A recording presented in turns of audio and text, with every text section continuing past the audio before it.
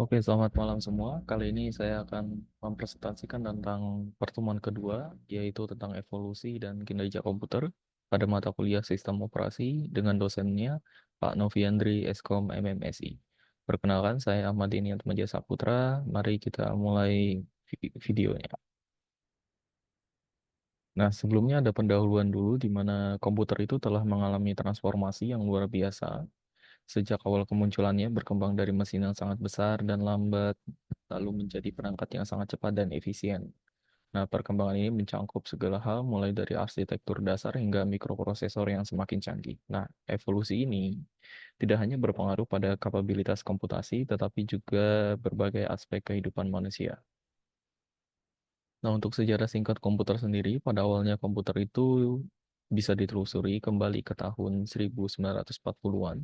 Nah, salah satu komputer pertama yaitu ENIAC, Electronic Numerical Integrator and Computer, yang dikembangkan pada tahun 1945, di mana komputer ini dirancang dan dibangun oleh John Mauchly and J. Presper Eckert di Universitas Pennsylvania, AS.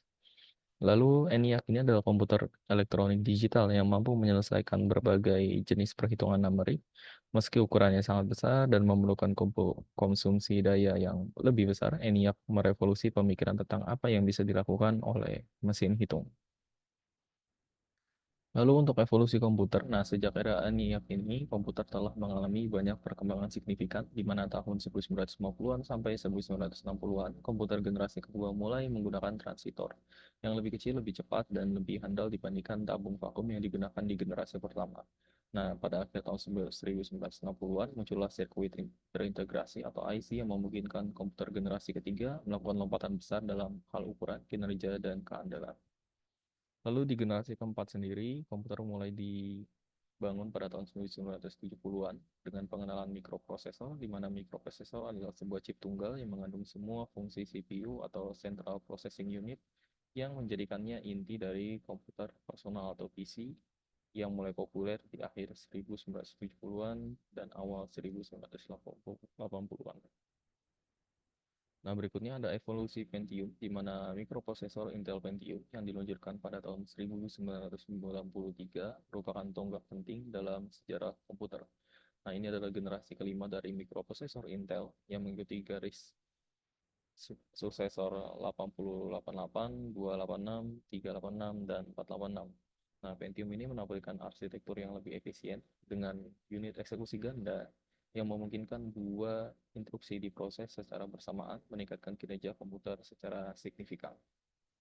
Nah, serangkaian chip Pentium telah mengalami berbagai iterasi dengan peningkatan pada kecepatan clock, jumlah transistor, dan ukuran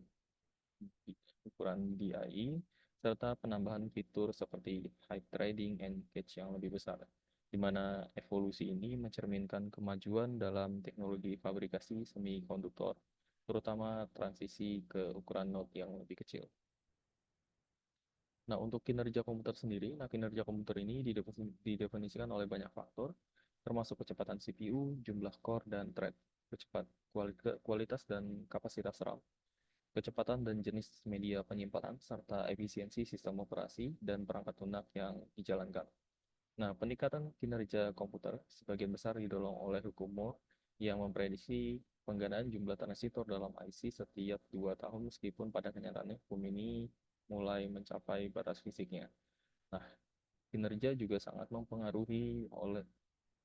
dipengaruhi oleh arsitektur sistem itu sendiri yang meliputi pengoptimalan software dan hardware untuk bekerja secara sinergis. Nah, hal ini mencakup desain algoritma yang efisien, penggunaan efektif dari parallelisme dalam perangkat keras, misalnya penggunaan multi-core, multi-threading secara efektif, serta pengelolaan daya dan panas yang cerdas untuk menghasilkan kestabilan sistem saat dia menjalankan beban kerja yang sangat tinggi.